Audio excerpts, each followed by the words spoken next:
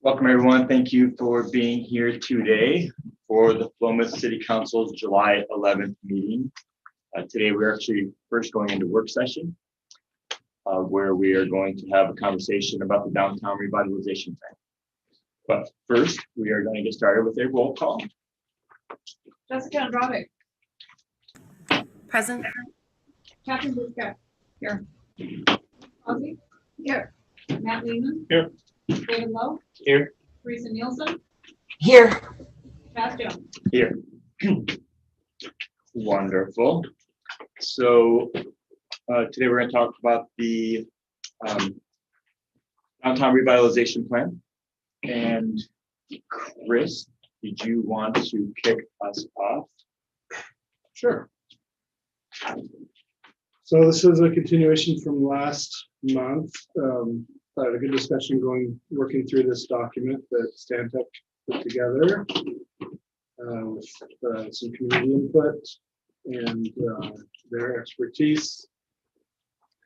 I believe we got kind of jumped around at the end there a little bit, but what I want to focus on for today's meeting was on some project-specific stuff.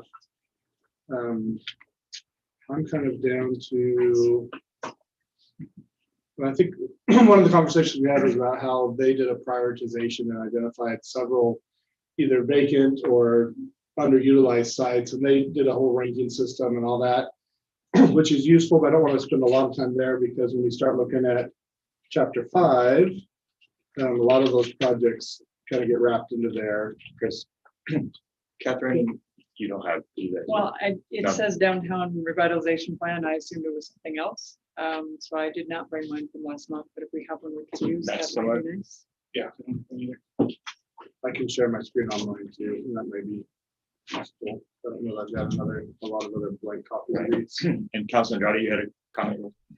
I was going to ask if that could be done also, just because I tried looking earlier as a reminder to myself of which document this was, and I couldn't find a copy online. So if there is a copy online, it might want to be kind of featured on the home webpage so that the rest of the public can view it more easily. I believe it's posted on the city council agenda page under work session The June of 13th. the last meeting. There is a special link that says downtown revitalization plan, or revitalization. Thank you for that. It would be nice if it was also like under the project section of the webpage, because I know that some things don't really show up on there. The area wide plan, like they're just kind of disparate. There's no context kind of linking them all, and each of these projects are kind of, part of the same. That would be nice. Thank you. Yeah, I don't think we'll put it under projects. It's more just a report than a project, but it is available. So happy to send the link to anybody if you need it. So I'm just going to go to revitalization plan, pull it up, and I'm going to go down to page or chapter 5. Yeah. I'm done with COVID.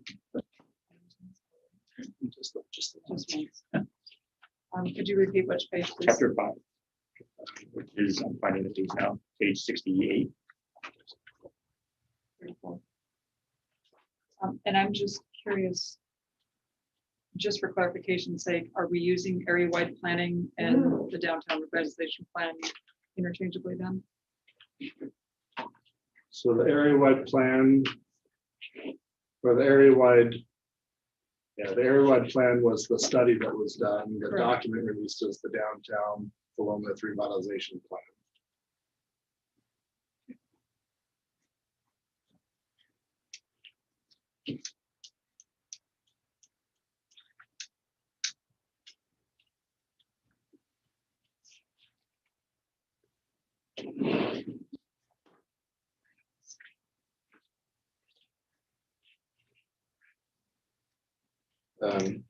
So looking at 5.1, I just want to touch on this briefly. This just talks about the engagement that was done. We talked about this last month. It was limited in what was done, 2 community meetings and then community survey. So notably, the report leans pretty heavily on Stantec's interpretation of that input that they got, limited as it was, and then their recommendations. So kind of just take that for what it is, and that's 5.1, 5.2. They did take that, kind of created these 4 themes, theme A, B, C, and D. So supporting downtown vitality, creating a community gathering space as an important priority, connecting destinations and businesses, and then creating a distinctive place as Philomath downtown, and is distinct from Philomath more generally. Chapter 6 is where it gets into some of the strategies. Let's go down here.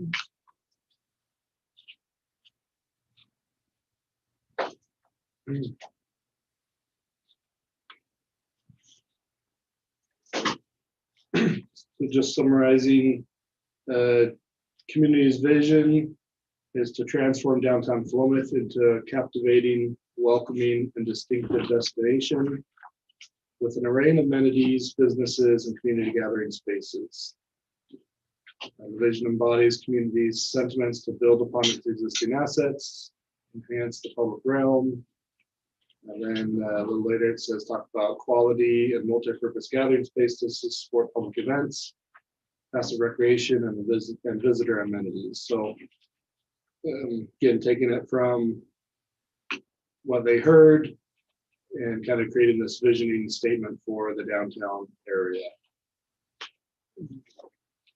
The pictures, some of those are actually, I think just the one is dirt road and the others are kind of from pictures from other areas that we're going to talk about as different elements.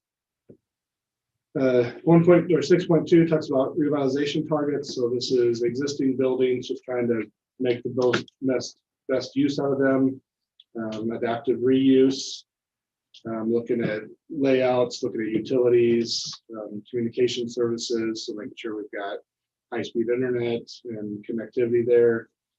Looks at urban infill projects. So there's a couple areas identified as having vacancies or maybe large parking areas that could become buildings in that downtown core. Looking at urban framework and how that's structured, and then these different community revitalization strategies that we're going to talk through. Page 75 has a map on it that I want to spend a little time looking at.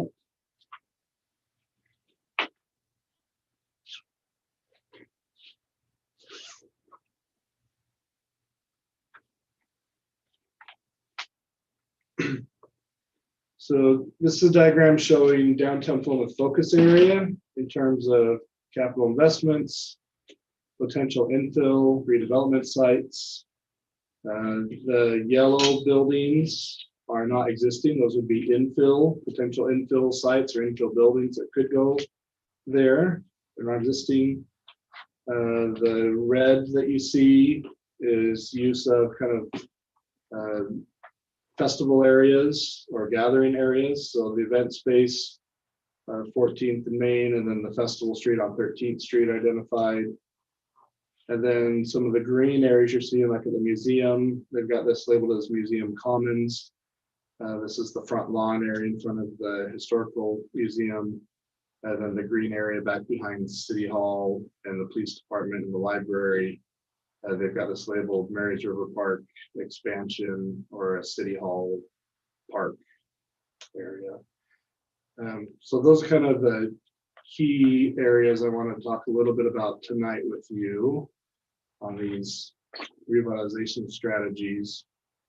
Page 77's got another little diagram that shows for some kind of more general catalyst sites and catalyst areas that can be expanded on. That's this map here. There's a lot of detail in these maps. So hopefully you've had a chance to kind of look at those a little bit. There's a, yeah, so the map, be nice to have 2 copies of this. Or tear this one out and make a copy and set aside. So the map's got some labels on it and some buildings.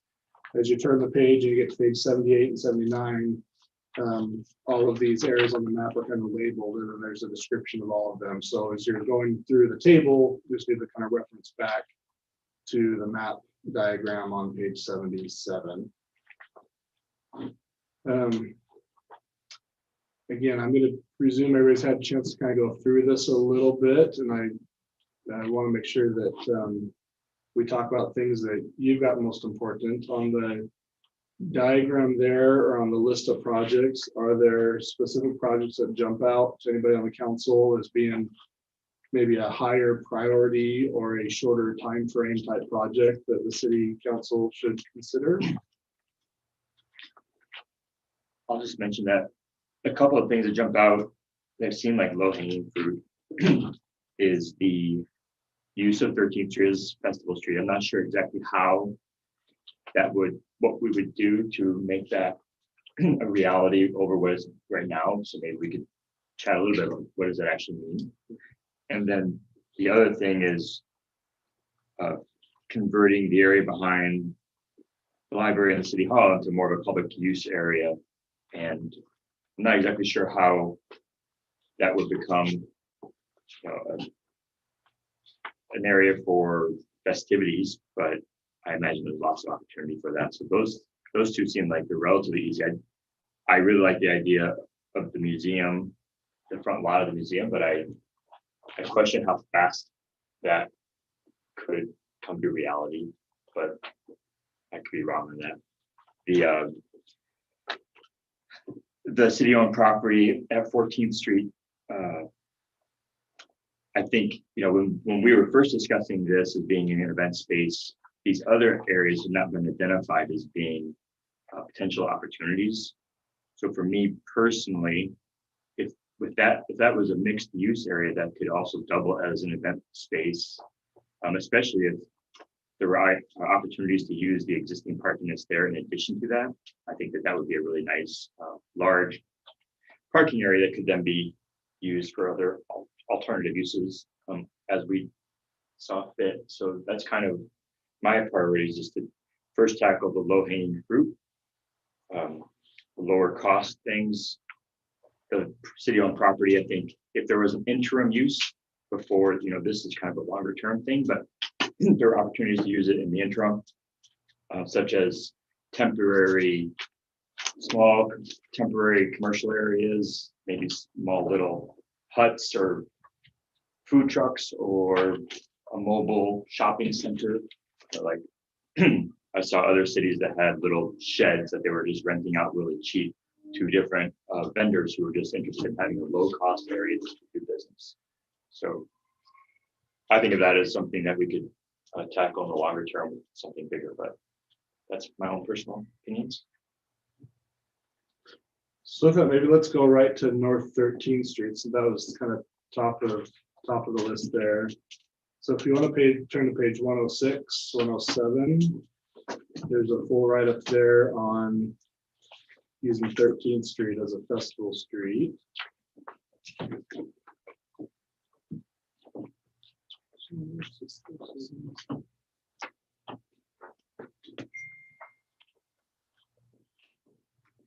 I really like the idea of that whole timber archway thing. So you don't want to overread this too much, but I think this is important, kind of where Stantec was coming from. I'll just read through this quickly until I get bored of reading and feel like they've made their point. 13th Street and Main serve as epicenter for downtown Philomath. Cherished commercial venues are located on this node. Community has historically hosted outdoor events there on 13th Street right away.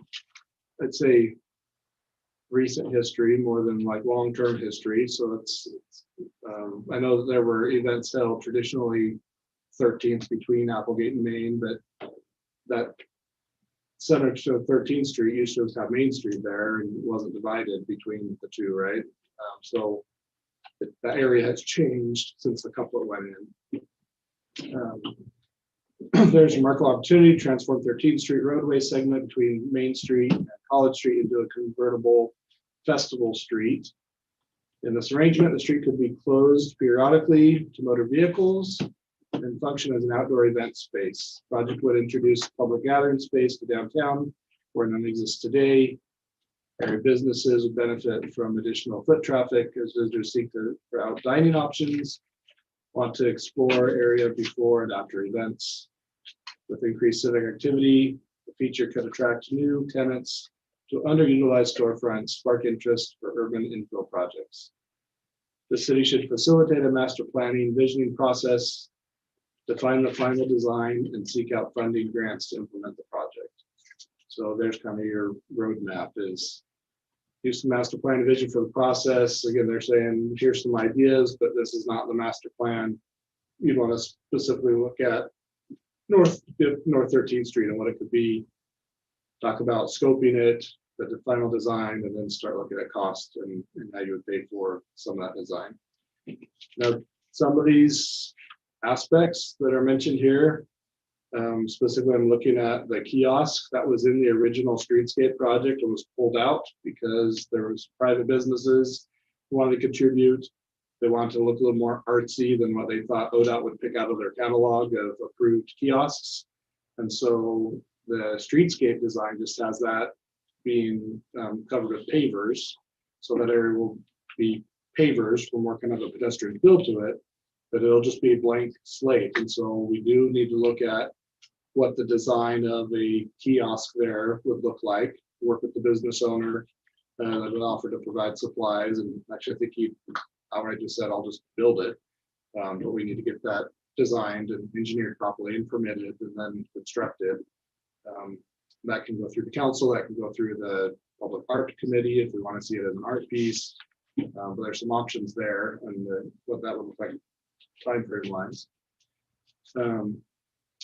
It talks about curbless street sections. We can talk through that. I mean, that's again just making it more pedestrian friendly, doing away with curbs. We tend to trade curbs for bollards of some sort to be able to, keep people from running into or keep vehicles from running into people and having some separation there. So you remove a trip hazard, but then you add other hazards potentially there. So there's some trade-offs on what a curbless street would entail. Trees and landscaping. The current, again, streetscape project is going to wrap around the corners and it's going to hit kind of up to that kiosk area. But then it's going to end, and then from there north, it's going to look like what it looks like today. I would love to get a green light to start looking at what it would cost to extend the landscaping that's going in on Main Street, to extend that up 13th Street. So we've got similar type of vegetation, similar types of trees, and have that same kind of look and feel to tie it in a little bit more. With that, I would include the street lighting there. Again, those lights are not part of the streetscape project. So they're going to not match the new lights that go on Main Street. I'd love to start costing that out and seeing if the city wanted to put money towards replacing the lights on North 13th Street so that it matches Main Street. That's, again, it's not in the streetscape project scope currently. Well, and it won't be. That's outside of the scope of the streetscape project. We talked about the kiosk already, thematic and ambient lighting. There's a couple pictures in here on the bottom page 107. It's got the kind of the commercial lighting going across the street, which adds kind of a nice festive ambient lighting kind of mood to it. We do have, I mean, you got to have some height there. And again, this is a good example. You definitely got to have a high enough that trucks and everything will be able to get clearance underneath it. And then again, you're talking about where's it going to be plugged in? Do those come on every night all year? Are they seasonal? So there's all kinds of details there. What happens when one light bulb goes out? How many light bulbs have to go out before we expect Public Works is going to run the truck out there and replace light bulbs? So those types of questions to be talked through a little bit. But that would definitely add to that element of that kind of festival area. The gateway fixture that's pictured there, something similar, really tying into that Timbertown look. I know the Frolic and Rodeo Grounds have got some kind of similar to this going into the rodeo grounds. You see that going into ranches and whatnot. Sometimes they're timber, sometimes they're logs, but having that kind of established. This would go in along, you kind of entering 13th Street from the south going north. You could have another one at the north end of 13th Street coming from the north into the south. but it wouldn't be spanning the highway, right? It's just spanning 13th Street. We wouldn't be able to put it on ODOT right away. We'd have to go back on the city right away. And then, you know, talk about art installations. I'd have to pull up specifically on 13th Street on the corners there. I know there's at the very least some of those larger medallions are going in. I don't know where the closest art plinths are going. But again, to continue the look and the feel of that downtown area, what would it cost to add a plinth or two or some kind of public art spaces up North 13th Street to kind of tie it back into Main Street and make it more usable up there on the north side. Any thoughts on North 13th Street and any of those jump out at anybody as being a higher priority or not as interesting? Let's see, Councilor Andrade has bring it up. Councilor? Thank you. I'd like to rewind a bit. If we knew that we were going to be having this conversation about prioritizing different projects, it would have been nice to have had that as context in our meeting packet instead of just we're going to be talking about this general report. And I request that next time there's just like a reference to a report, if we had some added context, that would be really helpful in preparing for this, especially considering that this is the only day I've been able to look at the meeting packet. And I'm sure that that is the case for many people as well. Another thing, I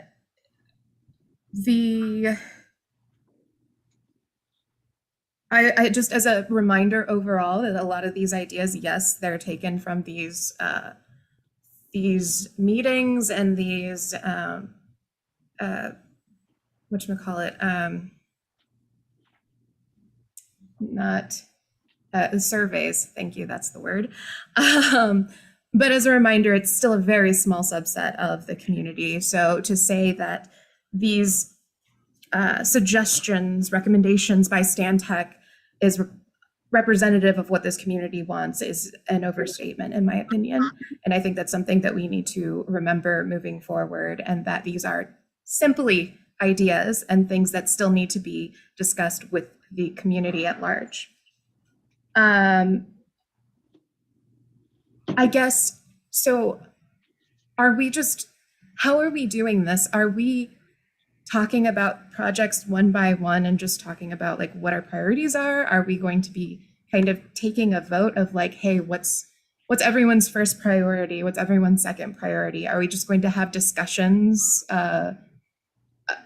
The way it seems like it's going right now, it sounds like, okay, well, since the mayor threw out 13th Street, we're going to be talking about that first. But if that isn't a priority for the majority of council members, then why should we be spending as much time on this as we are?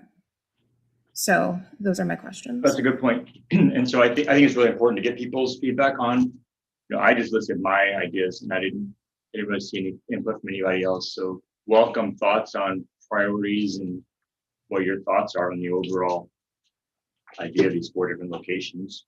If anyone has any thoughts to share. Councilor Love? I don't have a problem looking at 13th Street. To me, it makes sense the way that's been explained. I'm not so sure about the city park and that, but we're not there yet. So 13th Street. Councilor Bennett?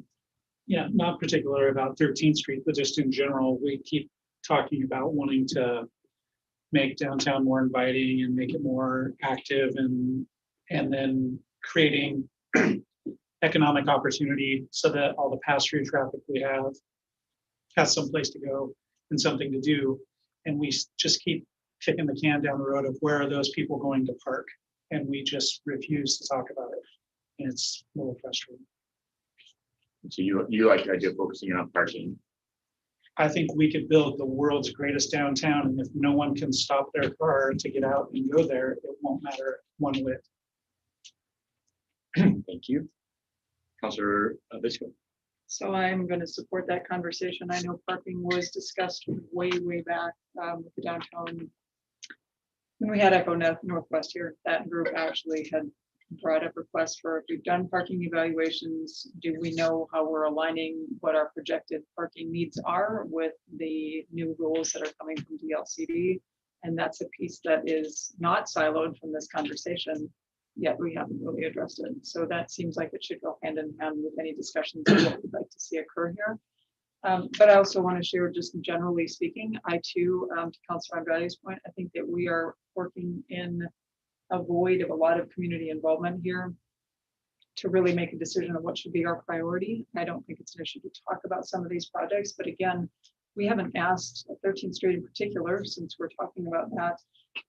I've had some of the local business owners express frustration that their businesses, Faith being one of them, were not accessible during these festival events. We actually were on our way out of town on Saturday, and there was a gentleman parked halfway down the street hauling across. He was walking down the middle of College Street, and he was hauling a 2x12 by 10-foot lawn or 12-foot lawn sideways down the highway or down the road to get to his truck because he couldn't get to Spade Lumber. Spade has had to essentially close early twice in the last 5 or 6 weeks. So we are not addressing that concern with the businesses in that area and how some of them certainly are benefiting from, but not all of them are, and they're experiencing challenges in these festival idea conversations. As well, the homeowners, I know that we are several blocks away and we can hear the music all day long and all night long. We're not anywhere near as some of the folks right on top of what we are proposing as a festival street. So again, I think feedback, especially from the stakeholders that are right in that region, is important to both business and property owner and even renters would be appropriate. I'm concerned about the capacity, so parking conversation, but just capacity of this event space is pretty small. When we look at the event that was held on Memorial Day, when we look at Dirt Road Brewing's most recent event, you can get a handful of vendors there, and you've got a few folks there and you've got some cars around there, but when you look at event space specifically, it's still pretty isolated and small and capacity limited. So how do we build this into the greater picture of that festival core? And I still think that part of that lies in that town square conversation. It's a block away. It would not be hard to coordinate both parking and or event space or other space so that folks are walking that 1 block distance. And that might alleviate some of the congestion issues that we're likely to see or already seen on North 13th Street. But certainly, I do not think we should be moving forward without engaging the stakeholders that live on that street or do business on that street. Thank you. Thank you. Any other councilors want to share their thoughts? Councilor Andrade. Quick question, clarifying question to what you had said. You had said any of the 4 projects. Were you talking about the 4 different strategies? Or were you talking about a specific projects I was listed on one of these pages? I was referring to the 4 projects areas, and maybe they're called strategies. I'm not exactly sure that Chris had mentioned. I had then addressed specifically. What were the project areas? Could you clarify, please? Absolutely. The idea of 13th Street is a festival street. The area in front of the museum, the community gathering area, the area behind the library and City Hall as the community gathering area / park, and the site at corner of 14th Street in Maine. Well, thank you, because they're not listed as a certain subsection in here, so I was trying to look for that as opposed to the specific projects. Thank you. Any other counselors who haven't been heard from yet want to offer anything else?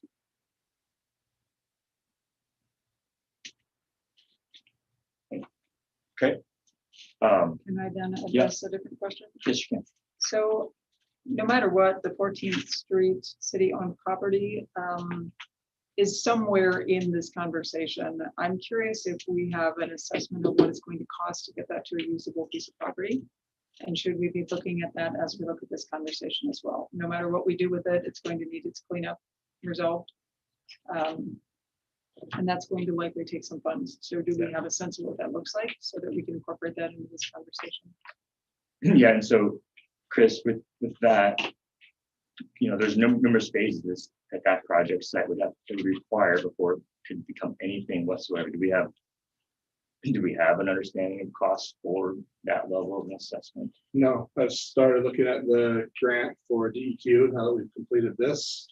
I still need some better direction on what the city's intent for that lot is as part of that application process. So that's what I was hoping to get to tonight a little bit, is looking at these different projects and circling back to 14th and Main. I've reviewed that just in a little bit better direction going forward on what that's going to look like. So if it's a parking lot, that's one thing. If it's a mixed use building, that would be another vision, or a community park. Something The else. cleanup costs are the same, but in order to get the grant money, they want to know what it is that the property will be used for. Right, yeah. Absolutely. Yeah, along those lines, I'm wondering if we can get some kind of an idea of what the granting organizations are prioritizing and see if we can make that align with what we're prioritizing, or make the decision that regardless of what they want us to do, we want to do something else, even if we have to pay for it ourselves. Yeah, I'd have to look at the guidelines a little bit closer. I mean, my general sense is, in looking at this 3 years ago, looking at this program, when we didn't have a plan yet, was they want to see what is the economic development strategy for this property. And I don't know that I saw a lot of. So it's we really focused wanna on see economic this, what's that? development. We want to see some type of economic development. So this, would that be part of like Brownsfield money funding? This is DEQ cleanup, site cleanup funding. Yeah. But it gets tied to economic development, job creation, those types of things. You know, if we said we want to clean it up and put a bunch of gravel in there, chances again that grant aren't as good as we're going to clean it up and we're going to do X. But I think any of these options here are going to be better than what's there now. But I will do a little bit more looking on the grant and to see if that helps guide the discussion a little bit. But at the end of the day, I want to do on that lot what is best for the community, not necessarily what's going to get us the best grant application today. It's going to be what's the best use for that property. If it matches the grant, great. If not, we'll find another money source. So the most important thing is, what does the community want with that lot? And Councilor Andrade? Yes, it is what the community wants with that lot. I also agree, though, that knowing what it is that they're looking for, if there's anything specific, that we should look into it, because if it's as simple as, you know, adding an element to what the community wants and the community is cool with it, then, and we were to get more money that way, why not? But then my question also was, do you know if we were to get the grant, if it would immediately cover whatever expenses we need, or if we would still need to put in money from the city or look for additional grants and resources for along those same lines of like, well, if we have to look elsewhere, what kinds of projects might fit best to acquire that money and also be what the community wants. And Chris, do you have any sense for whether a grant like that is going to cover 100% of the cost of the preparation, or that probably falls on cost share burden of the city? Yeah, the city will have a match. Although it's 20% match of whatever. My intent would be, we'll ask for 80% of the total cost of the cleanup. We're still going to have, again, whatever development costs are going to be there. They're not going to cover development costs. Right. Thank you. Councilor Lowe. I'm sorry, you kind of cut out a little bit there. Can you repeat it a little bit louder? Yeah. They're not going to cover development costs. They're just going to cover the cleanup costs. Probably 80% or so. And the city, I believe the city has a 20% match. I'll have to double check that figure. Okay, thank you. We will have some match. And Councilor Lowe. Yeah, to Councilor Lehman's point about parking, and I think it's a good point. So I see in page 101, there's discussion about parking strategy and potential strategies, engagement with folks. How much emphasis, Chris, is being placed on looking at parking as a component of integration with all of the plans that we want to do with this revitalization? I mean, should that be elevated to a higher level? Well, I think we're gonna do a little chicken and egg. I mean, you gotta know what you're developing before you start determining what kind of parking you're gonna have for it. I mean, we could provide all the parking in the world. If there's no amenities to go to, then what good did it do you, right? So just like you could provide the best thing in the world, not have any parking doesn't do you good either. So I think it has to go hand in hand. Actually, starting back on page 96, section 6.7 is all about, strategy 3 is all about transportation mobility. Talks about the streetscapes enhancements and the added parking that's gonna bring. Bicycle amenities, electrical vehicle charging stations, pedestrian passageways, wayfinding, directional signage, and then doing a parking strategy study and actually doing that separately. So there's a lot of recommendations in here going forward. We're kind of tip of the iceberg as far as what needs to be looked at. So again, I'm not seeing these as criticisms, just we haven't had a chance to cover the entire report, but there are recommendations in here to look at parking for anything we're doing, as well as how do you encourage people to not park in downtown? How do you encourage them to bike or to walk downtown? Or to take transit to the downtown, right? So it's as much about that as it is of just providing a large parking lot where everybody can access and get to the downtown. It's not really the best use of your downtown space to have a large parking lot. So you go away from that and you try to find side streets and off streets and whatnot. So some of that is built into this, some of it we need to study out a little bit better. Yeah, the parking study was something that's always stuck in my mind, is something that I remember being in our strategic plan that we need to do a parking study. And it's always been something that I've been interested in looking at more closely. And I remember actually on July 2nd, that street block party, when I left the party, I took a purposeful drive within a 6-block or 5-block area, just kept circling and looking at all the parking situation where people were. And people have found, it was packed and people found parking along some of the side streets about a block and a half, 2 blocks away. But that's how far the parking situation had extended out. So people were finding parking within 2 blocks, which previously when I had researched this, it looked like people were aiming for less than a 2-block walk to get to a dining location. If you can meet that, then it sounded like it was satisfactory. Councilor Bismarck. Yeah, so just circling back to that parking conversation, certainly events are going to require and necessitate further than the 2 blocks, but it's good to know that 2 blocks is for restaurant stops and kind of a target. Event parking is going to be different. I know we had the chance to have an Independence Days and it was half a mile out. We don't necessarily have that on our main street to go out that far, but that's what it looks like when you have a larger venue event that's a little bigger than probably we'll see in Fulham in the near future. But I am curious how we move forward this parking evaluation conversation. Like, we don't really know how many cars can we put on our side streets?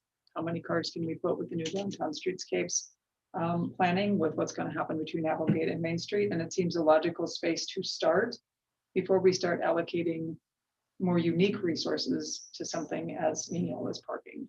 So can we start that? And is that a logical place to start with this plan in mind, knowing that we want to bring in economic development and we want to bring in tourist reasons to stop, places to stop? How do we go to that strategic action line down on page 97 and actually start having that conversation with some sort of report that we can come back and evaluate? Elena? I know this is kind of a weird monkey wrench thing, but it just keeps popping into my brain that it seems like 12th Street would be a much better for consideration as a festival street than 13th Street, just because it's more isolated. You're abutting that the property in front of the museum, both the side property that's next to the Montessori School and the main lawn on 12th Street. So it seems like there'd be a natural flow into, if we work with the museum to make that more of a community gathering space. It does impact, I think there's 4 homes there. But as Councilor Bisco mentioned, they get impacted by those events on 13th Street from a noise standpoint. And then, as you mentioned, from a parking standpoint also. So I think they're already being impacted by doing stuff on 13th Street. Now it's not as close to some of the commercial people that benefit from having the festivals there. It just seems like it flows in better with the museum property. It's a dead end. There's ingress and egress from 2 directions, but not from 4, like on 13th Street. I don't know, it just seems like it'd be easier to manage and flow in nicely with the other community spaces that are there. And then I note that a couple different communities that I've visited during these festivals that have them in their kind of downtown core areas, Camas, Washington. They have a festival right in their downtown core area. I mean, it seems really beneficial to the community over having a side street. And then in downtown Corvallis, I know they closed down a number of streets for gatherings on occasion. That impacts, lots of different traffic going in different directions. Sure. So are we talking still about closing 13th Street as a permanent festival street or just Permanent. well, so at one point we talked about actually a while back about actually just closing that as a street. I don't remember that conversation happening, but I don't think that's the case, right? Is that the It's not situation? the recommendation. The recommendation being to put amenities in place where you could easily close it down for events, for that when an event wasn't taking place, you would still use it as functioning street. And so with that in mind, will that timber, I don't know what picture went now, but that timber archway, or is that going to interfere if we continue to have this as a usable street? Like a full traffic street, big trucks and things like that might come in? No, they don't be high enough and wide enough to not interfere. So an RV could get through there. A truck. Yeah, you'd want to be able to still use it as a street, so it's minimum height.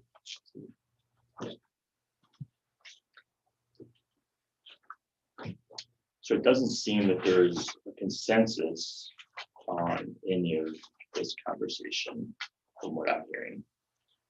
Well, and again, I'm not necessarily looking for a consensus. I just think it's good to put these out there and have conversations about them. So I intentionally don't have a script or a presentation. It was more about, you've all had this for a month and a half now. Have you had a chance to read it? And what are your questions?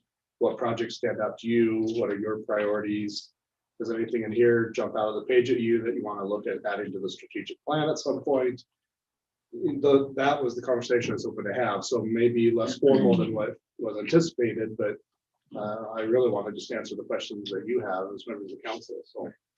And I'll just add that it was probably a year ago that I was diving into the parking situation, trying to think about that and trying to think about economic development opportunities for Philomath. And my conclusion at that point was it seemed like we had enough downtown parking but yet we needed to do a parking study to find out what are the accessible areas that maybe aren't being used. We've had this conversation, that aren't being used on the weekends. That what are the parking lots that are sitting empty when? And if it's an inconvenience for 3 or 5 days a year, is that one situation versus 85% of the year when most of these parking lots are empty? So a real parking study is what I feel like we need. At that point in time, I didn't think that there was a parking shortage, not in terms of how we're using it right now. But so for me, economic development, providing tourism opportunities, getting people to our downtown area, spending money is my priority. Trying to build community, doing these community events and building community, that's one of my big priorities too. It has been and still is. So that's just me personally. But I saw the councilor Bisco, Lehman, and Andrade had their hands up. Yes. Nielsen first. Oh, I'm sorry, I did not even ever see Ms. Nielsen's hand up. Councilor Nielsen, please. You're muted. All right. Yes, I put my hand up. For me, it seems very logical to proceed with the idea of a festival street in regards to the downtown streetscape project.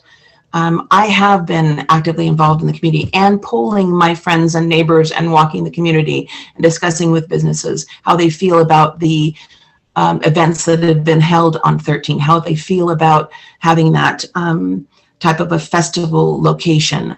And having attended numerous other communities, festivals throughout Oregon, throughout Washington, through Idaho, that the vast majority of the festivals that I've attended have been in a downtown area, not in a residential area. Although I think Councillor Lehman's idea deserves some thought and more investigation, I do feel strongly that the residents that live on those streets that we want to take have be a constant or consistent festival location for various events. That's cautionary to me. I feel very cautionary about putting that in a residential neighborhood rather than in a business, because if our goal is to revitalize and stimulate our downtown area, it makes sense to have a festival area in the downtown area to stimulate economy, to build a sense of community, which what it does, and also to encourage tourism. We want them in the business and near the businesses. We want people visiting. And as far as the amount of space that 13th Street has, I think if we were to, I'm pro and positive about a parking study is important. We need to go forward with that.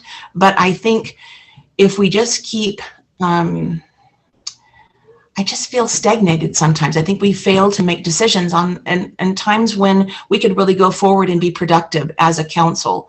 This is a chance to do something that could help our community. This is obviously, we are social people, and our frolic and the tenets of the frolic, we just, we need to step forward, I feel, and this has been a conversation we have had, and we have had this chance to look over our packet. I think we need to go forward and make some decisions in regards to what we can do to help our businesses, to help our community, and to further develop what is Philomath. Thank you, Councillor Nielsen. And Councillor Bisco, I saw you had your hand up next. I think I'll wait. Go ahead and grab everybody else because mine is a little off that topic. Councillor Lehman? Mine's also a different topic. Okay. Councillor Andrade? I guess I appreciated Councillor Lehman's suggestion. I think that is something that is worth looking into. I think that, as we've been saying multiple times, we need to hear from the community, and that I would like to suggest that we first have a town hall of sorts to hear from the community, present these different kinds of options of like, hey, we want to do something with, Festival Street, potentially something with the city owns lot, something with this, something with that. What do you like? Do you have other suggestions? What do you like specific to each of those projects? And then once we have more input on that and are able to come up with, a decision of sorts, then go into a parking study, because I agree, I do think we have sufficient parking. It's just strategic parking that we're lacking, especially with regards to the larger vehicles. And depending on, which project we pursue, that will be very important. I believe that is it. Chief, do you have any insight? Yeah, I do. I'm just dying to talk here because it's killing me. No, okay.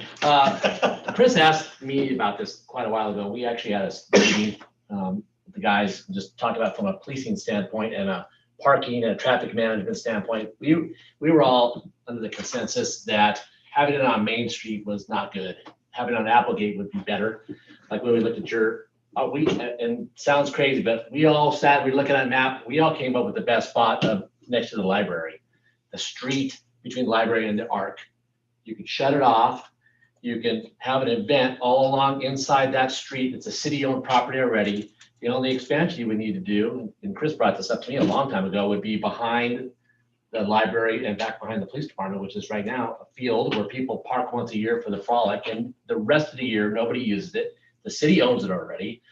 It does flood. That's one part that that's feasible to fix. But that spot right there, there's already tons of existing parking with the city parking lots all along here, the whole area down to the park. And you can decorate that entrance there, lock it off with temporary stanchions like cities do. And who've got one just like it is Sisters, where you go into the campground at the far east side of Sisters. There's the campground street. They have the festival there. That's exactly what they do. It's a city park. And that's how they block it off. We always thought keeping it off of Main Street would be better because you have fire department access issues, and being over here, so there's just less congestion, and getting people off of Applegate is easier than getting people off and on to Main Street. That's just strictly from a policing perspective, which really doesn't weigh in too much. But that street and having stuff right back behind there would be a great place. There's nobody around. It's all city-owned property. There's no houses. The festival backs up to behind. I mean, the frolic ground backs behind it. And we just thought it would be an easy spot to add parking easily, even with gravel or concrete. And you would avoid all the issues that everybody brought up with sound and access to other businesses and parking and ease of access for large vehicles and all kinds of things. So that's what we thought. That adds a whole nother new option in here. But when Chris and I first started talking about this a long time ago, parking was a big deal, and that was one spot that we thought of. So that's my take. Thanks, sir. Chris. Does anybody want to talk about, so I'm looking at page 108 where it talks about Mary's River Park expansion, City Hall Park. That kind of lines, it's just west of the 11th Street that Chief Rubin was just talking about. Yeah. If the council like, we can talk about that one a little bit. Water. Too much water. That was my time. Council Lehman. I was gonna ask, because like, I don't work here, obviously, but having constant activity back there during the day, if we make a new city park that's directly adjacent to City Hall and the library and the police station, is that gonna impact operations or anything like that? Or? I'd say no, just because most of these things are happening on weekends, not during the work week for the most part, these kind of festivals and. Right, and about the festivals is one thing, but just in general, making like a park area, like we need a dog park in town, so let's put it back there. Is that gonna work with City Hall and Let's bug us. the library? The Percy would like it. Personally, Dog probably bothered the dog more than anybody, but The dog part may come back with the floodplain. They tend to not like the happening in the floodplain area. that little spot is a swale. Yeah, At least if you're looking from my office back to the right, like where this, on this one plan, what page is that, 109? Yeah, my glasses on. Where 109, where the grass is, that's really underwater a lot. The farther you go to the east, it's not, but it seems to go down there. That's why we thought directly behind City Hall and the police department and the library would be the best spot.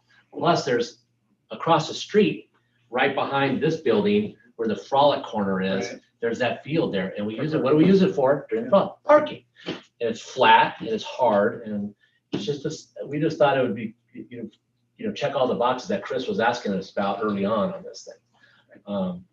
But no, I don't think it'd bother us during the day. I mean, we'd bother them more than they'd bother us with stuff. So. Thank you. Councilor Bisco. So that is another element of what potentially we could do so this whole series of projects. What that won't probably capture though as much as our tourist traffic going to the coast. That's going to be an after effect on the way back. Either way. And so that won't tie as well into the economic development. Certainly folks aren't probably going to walk from events down there to Dirt Road Brewing, right? To grab a whatever to go. So it's a different, it feels like it's just a different opportunity for us. I do think we do need to address though a dog park, and I think we need to address a place for folks to stop. Because if you've got to stop with your kids to use a restroom and you've got to stop to let your dog take a break before you head to the coast, it's a perfect reason to build around that need that is going to occur, whether they stop out there at the park wayside or they stop in Philomath instead and spend a little money. I do wish to ask for the opportunity. So this work session tonight was not really framed as, gee, we'd like to have the council prioritize what projects we want to start looking at, what are important ideas that you want to share, or what you thought was important out of this plan. It seems like it's a good idea to hear from all of the council through that lens. And I know I didn't feel like I was prepared for those answers tonight.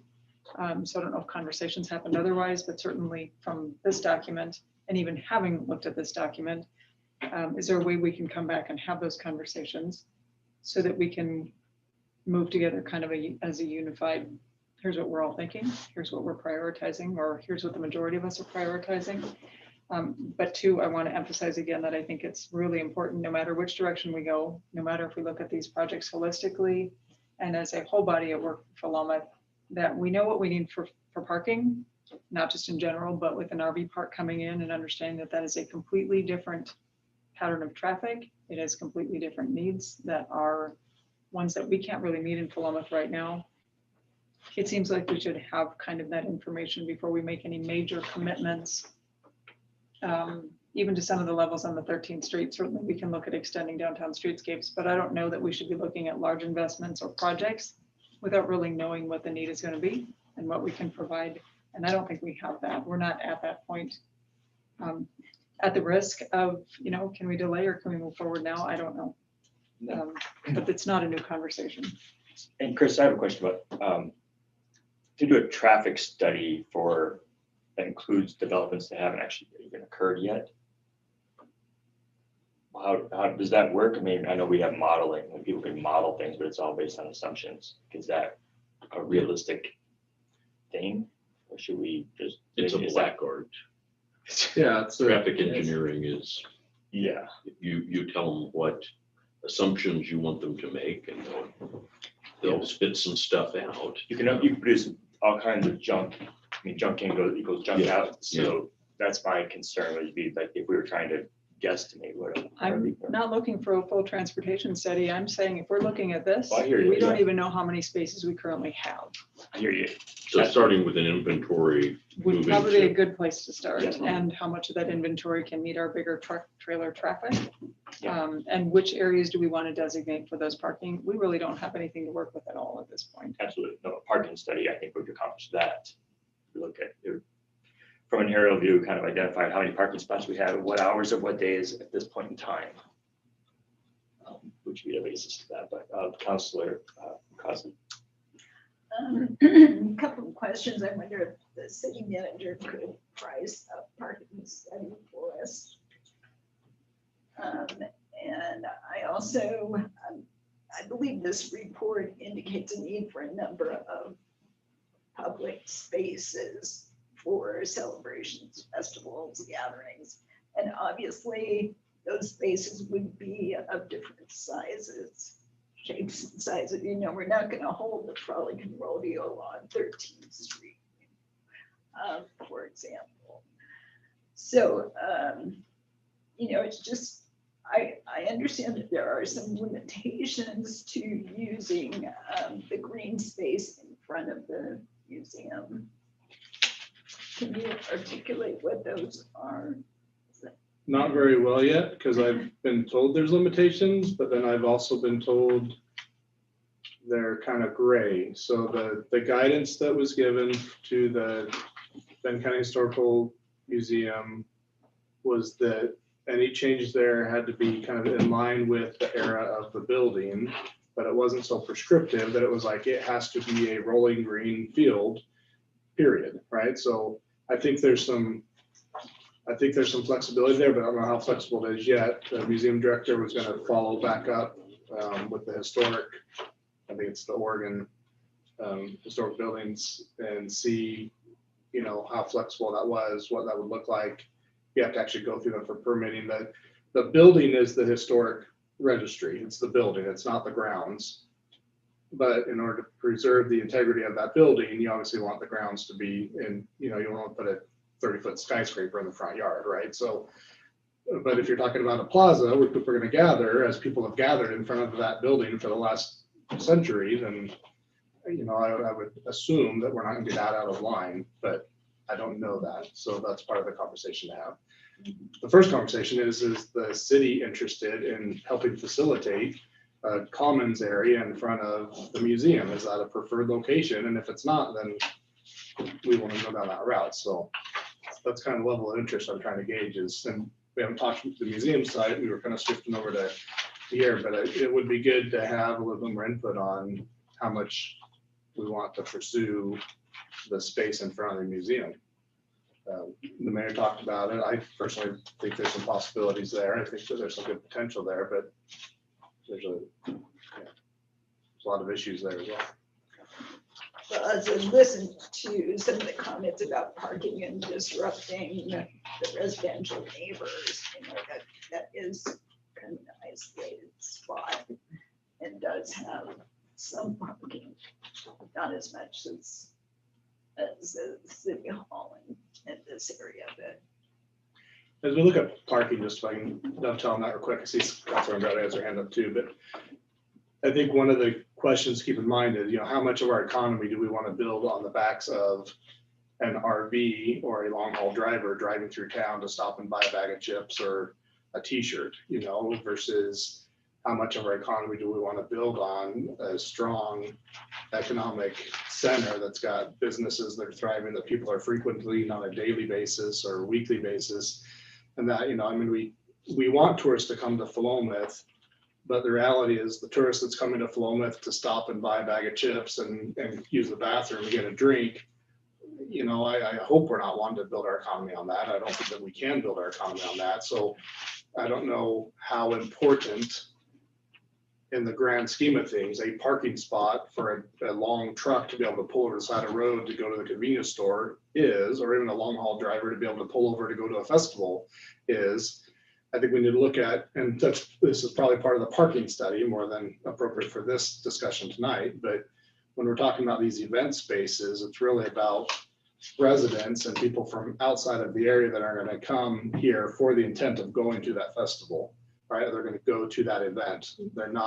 It's not the same crowd of people that are just happen to be passing through the highway, happen to see an event and are going to blink for a space to pull their 18-wheeler over to be able to stop and go. I think that we're kind of mixing people and mixing uses and mixing parking needs and demands, right? We need to have a place for people to pull over where it's convenient for them, but there's a limited amount of economic development that's going to take place with that type of driver as opposed to a downtown large event that people from around the region are going to come to with the intent of going to that event. That's a different parking need and parking demand that, again, a parking survey is going to take a look at closer than what we have time to talk about tonight. But just want to put that out there for thought. And Councilor Andrade, I see your hand up. I was going to make a comment in 30 seconds, just building off what Chris said, but just recognizing that each of these different, no one venue is going to take care of all of our community gathering needs. There's probably going to be gatherings on 13th Street that Dirt Road's going to, probably put on. If we had gatherings in front of the museum, they may be the Christmas gathering they're already doing, and maybe whatever we would do would enhance that ability to do that. The farmers market is never going to be on 13th Street, where it's probably going to be in another venue somewhere. If we had a better venue than what we have now, so be it, that'd be great. But just recognizing that each of these venues would have their own special use that we would probably develop further, but and who knows what that would look like exactly. But Councilor Andrade, sorry, you're next. You're good. Yeah, so thank you, Councilor Causey, for asking that question. That is the question I kept forgetting to ask. And on that note, so is there one entity that we would be speaking with about potentially collaborating with the I don't even know, would it be the museum that we would be collaborating with? Would it be the Benton County Historical Society? Or the, who are the partners, and are they interested in something like that? And I feel like knowing who that other entity is and what their thoughts are is important, more so than whether or not we want to. More or less, I think we should make sure that they're on board first before we decide, hey, we want to do this. But anyway, who would that be? It'd be the museum. So if the council is interested in pursuing a common area in front of the museum, I just need some direction and I can start those conversations with the Historical Society. Okay. And then, thank you for that. And then also, I appreciate what you said about the, how much do we want to build on the whole, long hauler RV community and stuff like that for our economic vitality and such. And at the same time, I think that it's still very important because I don't think that anyone is suggesting that people are going to come out here specifically for these block parties or events or something. Some might, but I think of it more so in the sense of like how many RVs do we see, you know, going through our town on a regular basis, especially during the summer. And if we have those inviting spaces, they're going to be more likely to want to stop here on their way to the coast instead of pulling off at the rest stop to use the restroom, you know, on Highway 20 or something of the sort. So I still think it's very important to make sure that we take that kind of traffic into consideration. Again, Mayor Jones, we committed some time to city attorney's office to talk about another topic with the work session. So not that this conversation is important, but we do want to pause, make sure we give some time there. Depending on how that conversation goes at work session, we may be adding a topic to the agenda during the regular meeting. So I'll make sure we give time there. So if you're okay, maybe we can shift. Yeah, should we Would you plan on mind if bringing I this? finish my question? Actually, one moment. Should we come back in 2 weeks to this conversation? Knowing that, with people knowing that this conversation could be on the agenda? Yeah, let me come back with some more information about a parking study, some costs. I've got some notes here, so yeah, it'll take a lot of time, but we can come back in a couple weeks if we want to review some of that and answer more questions. Yeah, it seems like that would be good. And Councilor Biscoe, I'm going to put you on pause. We have this. So it's actually an ask so that we can include it in this. It'll take me a minute. Okay, if you could just let me ask okay, it. settle down. 1 minute, and please That is answer. rude. One minute, and ask your question so that we can just give the city attorney time. Thank you. My ask was, first of all, I wanted to clarify that I was not talking about long haul truckers. I was talking about RVs, and it is a very different thing. And certainly if we have an RV park in town, you're going to see RV traffic, and certainly we do see it. So let's just clarify that I wasn't speaking of long haul truckers. My second ask is, in this conversation, we've discussed a master plan look at all of these projects. So we've done the downtown streetscapes design work. We are looking at the downtown streetscapes project with ODOT. We have now done this area-wide plan. I do think it's important, and I'm hearing it from other counselors as well, that we do engage in a process that considers others' opinions on which projects maybe we prioritize. We haven't had that opportunity as a council to express that this evening, nor have we had the opportunity to have the community have those conversations with us as well, especially the folks that will be impacted by any number of these projects that we've talked about. So can we look at or get information on that master plan development conversation, I think is how it was laid out. Thank you. Do you want to address that now, or do you want to? Let me follow up with an email. Thank you. The attorney? Thank you. We want to talk to you some about mushrooms. Catherine Pratt from our office is here. Catherine's been working as the municipal prosecutor for the last year or so. And part of her job is also to just constantly be on the lookout for both case law and statutory updates. She's got a memo. Sorry that this was a little late getting to you. But Catherine is kind of our expert on what the next steps would be to deal with the effects of Measure 109. So I'd like her to visit with you about that. So, and this was also done in conjunction with the Philomath Police Department, trying to take into account what they might consider as an important questions that we need to have answers to. And to start off, there are a lot of questions that remain unanswered because the Oregon Health Authority hasn't finished their rulemaking yet. But essentially, Measure 109 was the measure passed in November 2020 that legalized psilocybin mushroom cultivation and use in really specific circumstances. My memo tries to lay out what that entails, because I think a lot of questions about what these facilities are going to bring to communities if they're allowed in to be cited within a jurisdiction that, like Philomath's jurisdiction, just what these different facilities do is probably a good place to start, just to kind of lay the groundwork, because that can answer a lot of questions with what is this, what are we looking at when we're talking about psilocybin mushroom use. So with Measure 19, it's a measure that if the city decides to do nothing, the state laws that were passed are going to take effect. But the measure allowed a carve out if cities decided that's not something they were interested in, kind of similar to medical marijuana dispensaries back in the day. And the idea being that the city can go ahead and either do nothing or do nothing in terms of just allowing these facilities to be cited within their jurisdiction, or they can allow the citing but try to go ahead and place reasonable restrictions on the hours of operation, the locations that these places can be cited at, and other means of controlling them in a time, place, manner type restriction. However, there's no real specifics of what that actually means.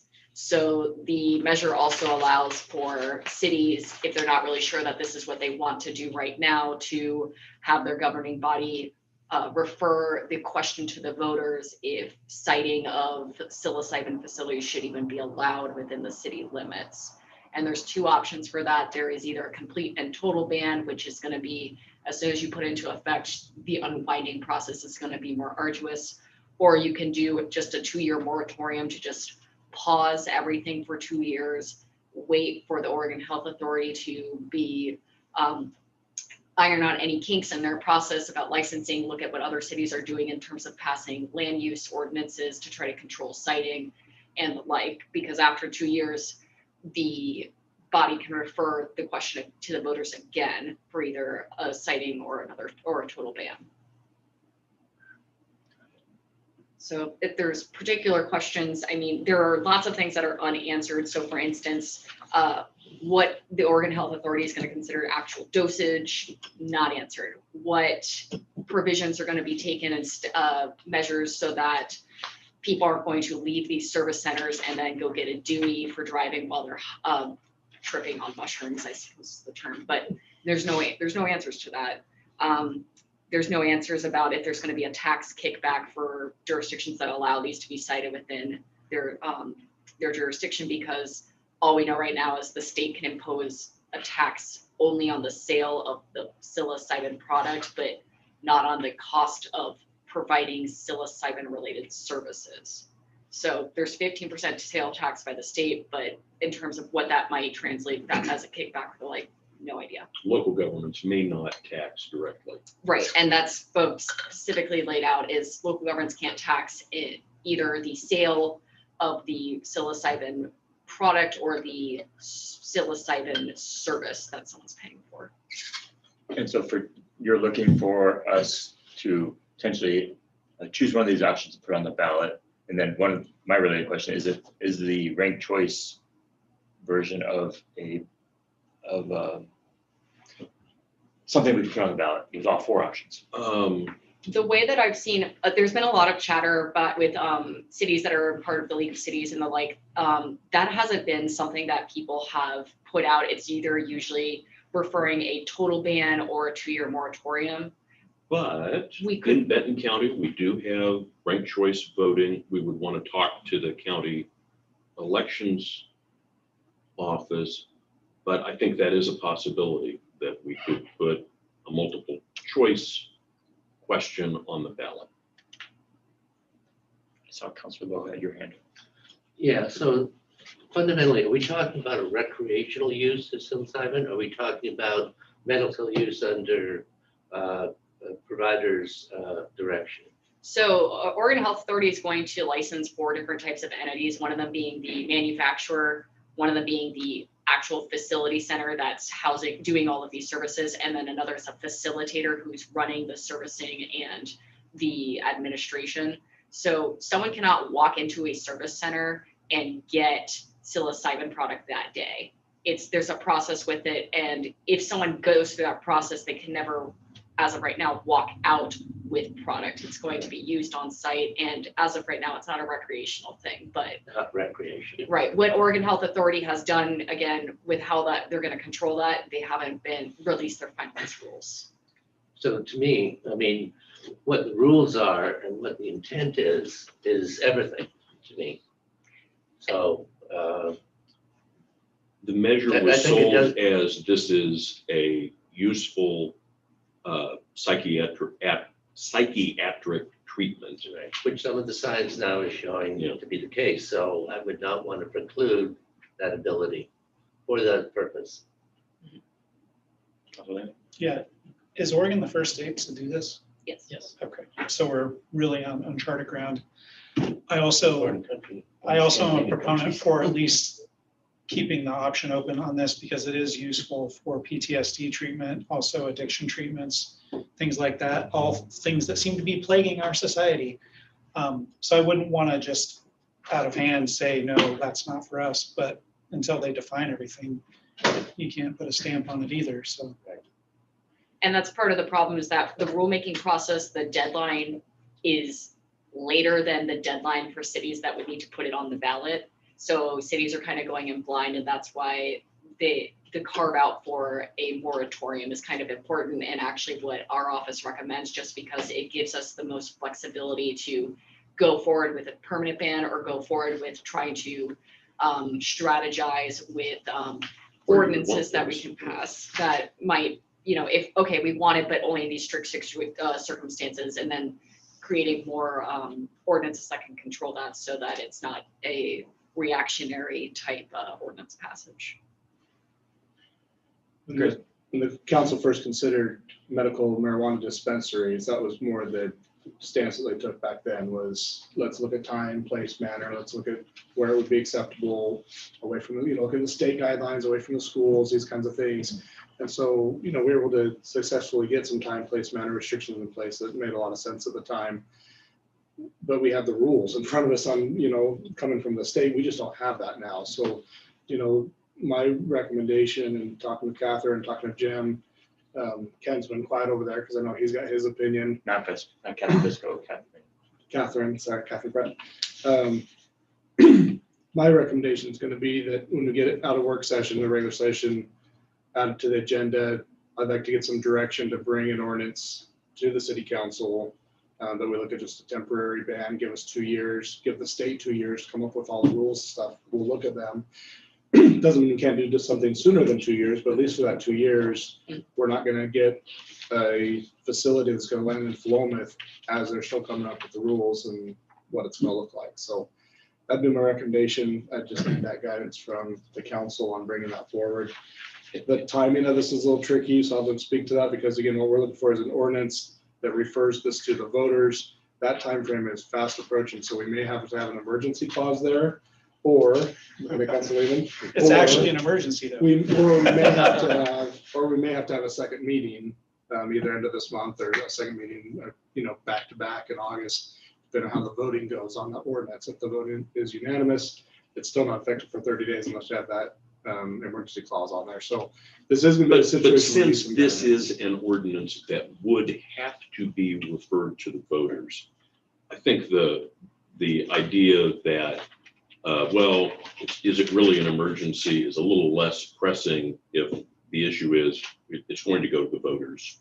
They will make the decision on it. Absolutely.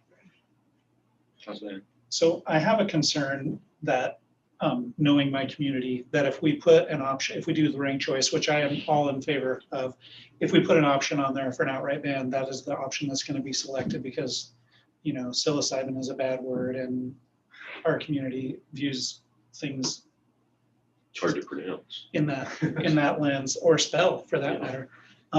So I would be in favor of putting something on the ballot that's just the 2-year moratorium. I don't agree with the 5-year, or a complete ban, and I think that will be the option that is selected. Councilor Causey.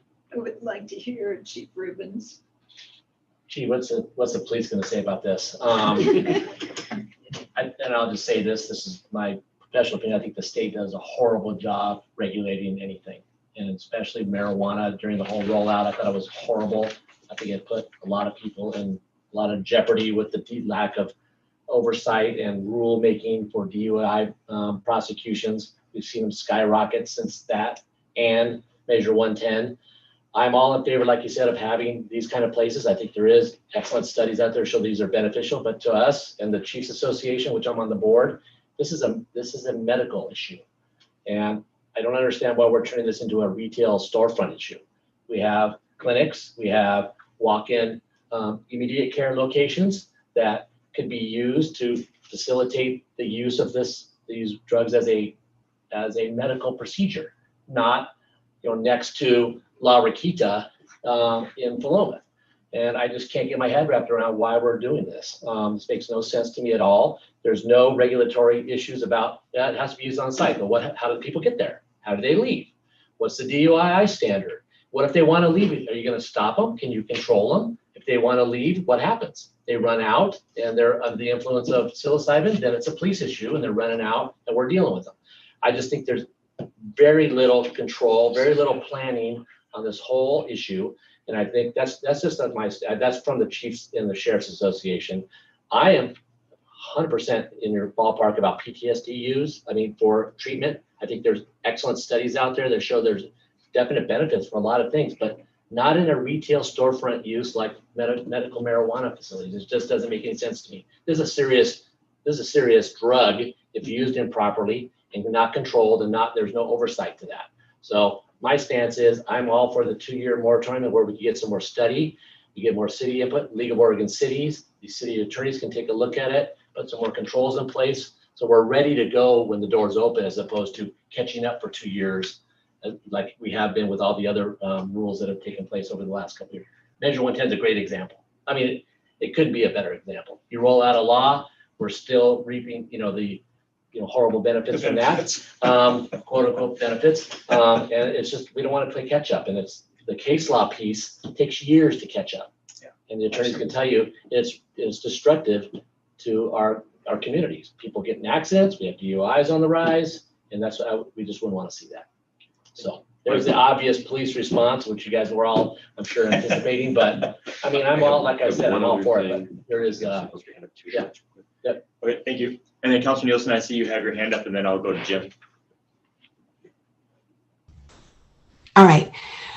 We talk a lot about hearing the voice of our citizens and making sure that their voices are heard and that we're respectful of their needs and their wants in our decisions.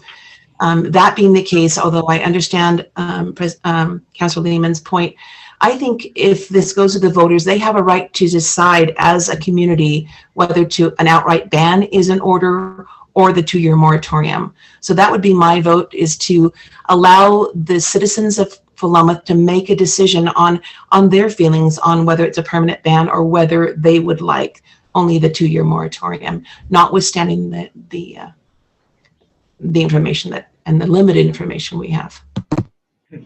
Thank you. And do you want to go for Councilman Gotti or? Go ahead and ask her. I have something that we're required to do with this, Okay. But I can do it at the end. Okay. It's not. Okay, Councilman Gotti. Wrong button. I appreciate what you had to say, Councilor Lehman. I agree that I think that we should not have an outright ban. However, much that the fact is that this is considered legal. Therefore, I don't think it is appropriate to be able to have an outright ban. Same with creating code language that would give it any sort of place, time, date restrictions that would make it impossible to have in our community once those rules are made available. Anyway, just wanted to vocalize that. Thank you. I was reminded as the chief was speaking and confirmed with Catherine, this is a controlled substance that is not legal under federal law. We have an ethical responsibility, which the bar was pretty clear about with marijuana, to tell you this is not legal under federal law. Our state can do certain things We can advise you on how to do that, but we're starting from a point, and we're ethically required to tell you, no, it's a crime under federal law. How likely is it that there would be federal enforcement at our level? Not very much. I suspect that the planned resort in Jackson County that will be using these for recreational purposes, Jackson County is a whole other bag of everything. They may see some enforcement action there. And the state itself might see if there are terrible consequences to people, which I think, hopefully OHA will have good regulatory scheme in place. But required to remind you, this is a crime. And I know we have 4 minutes left. If we want any break at all, we should go real quick here. That's what I say, just with the 4 minutes that we've got for break, all I need is a consensus right here to add this to the agenda for your next meeting. We can have a little bit more deliberation on what that ordinance to come back to will look like. So not we can tonight's set that meeting, up. the next one. Tonight's meeting, we can add it on the agenda to talk about what we're gonna bring to you at the next Okay, meeting. okay. So we need to know what ordinance to bring you, or I can bring you multiple ordinances. I just need some direction later tonight. But we can, hopefully the rest of that discussion, we can hold off till we get to the regular meeting. Yeah, so let's go ahead and take a break for the next 4 minutes, and we can address that at the end of our next meeting. Thank you.